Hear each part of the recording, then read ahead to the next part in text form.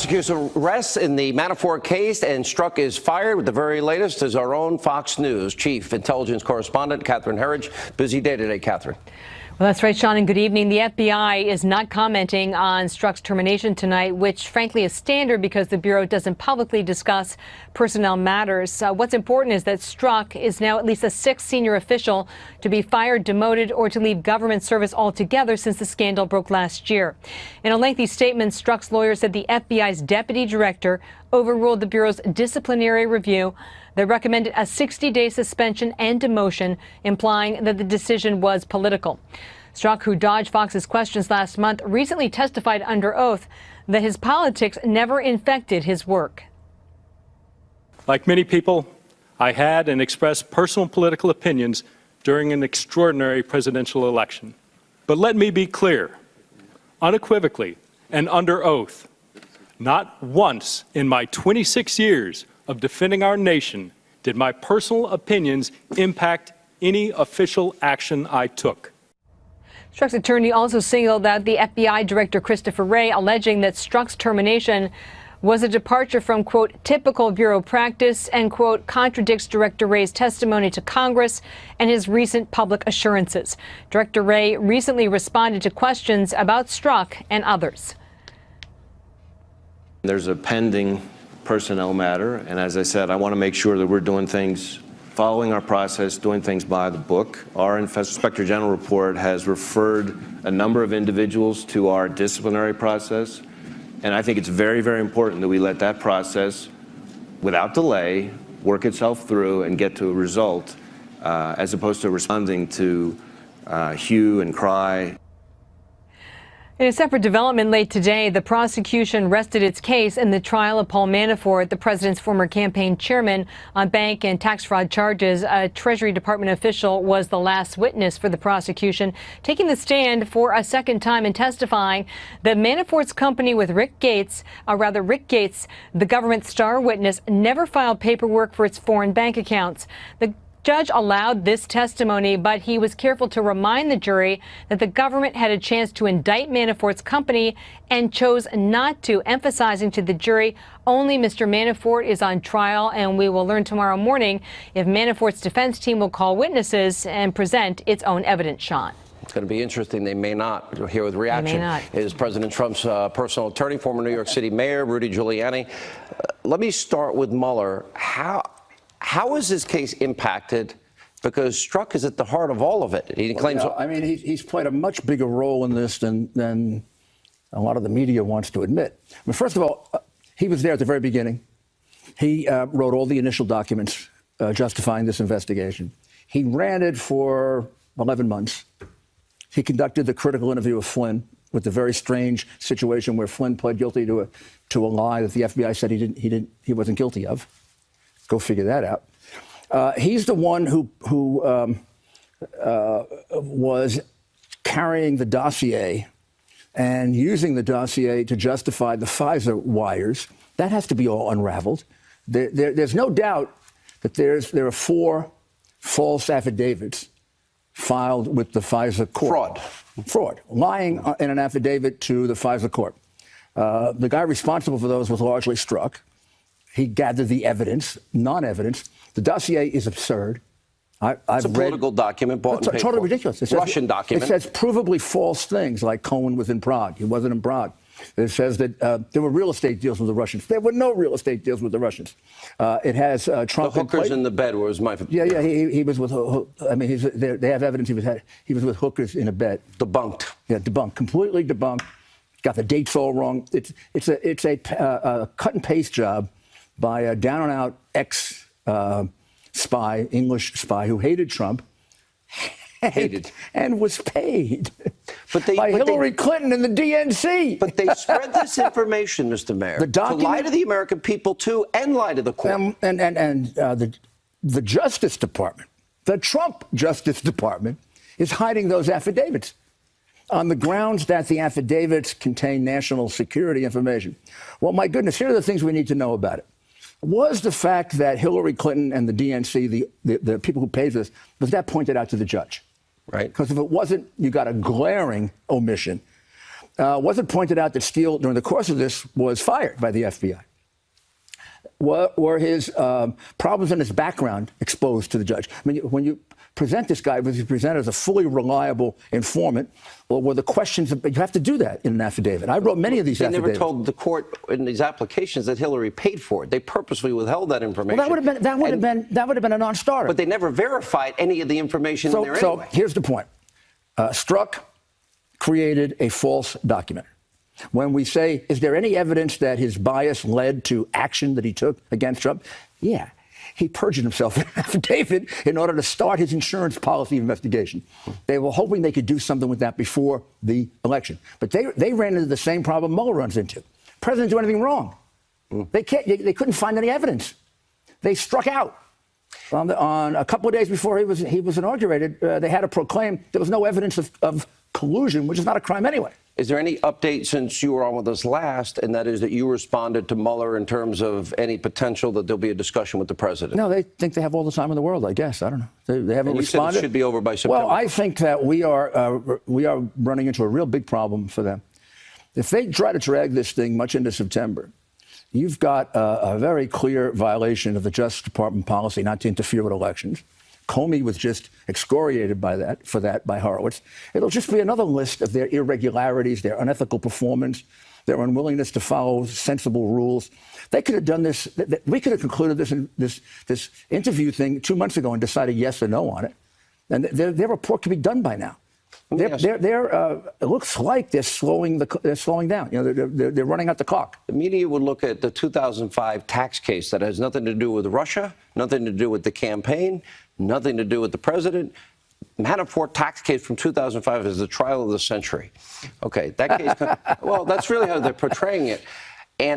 But more seriously, when we talk about Strzok and Comey and McCabe and Page and all these other people in the FBI and the DOJ at the highest levels, do you see crimes? Oh, absolutely. I just told you one. The perjury on the affidavit. I was telling you about Hillary crimes a year before Comey outlined them all. I'm pretty good at picking out crimes. How did she get off scot-free in all this?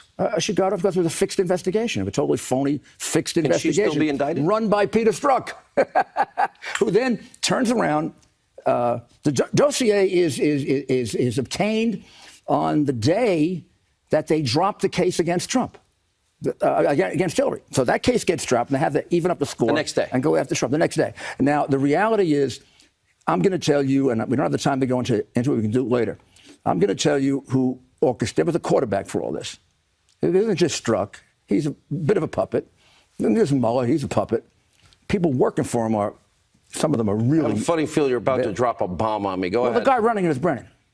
And he should be in front of a grand jury. Is Brennan. Brennan, CIA director. Brennan took an affidavit, a dossier, that unless he's the biggest idiot intelligence agent that ever existed, although he never really did much intelligence work, it's false.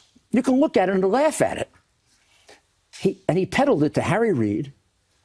That led to the request for the investigation. So he takes a false affidavit, a false dossier. He gets the senators involved, and a couple of Republican senators, and they demand an investigation, a totally phony investigation. Now, why can't we get an investigation when there are clear facts showing possible violations of the law? Why can't we? Even in the order appointing Mueller, which is completely illegitimate, they don't point out any crime. You have to point out a crime under the independent counsel regulations. They don't point it out. We have lots of crimes, and we can't get Sessions to move and appoint an independent counsel.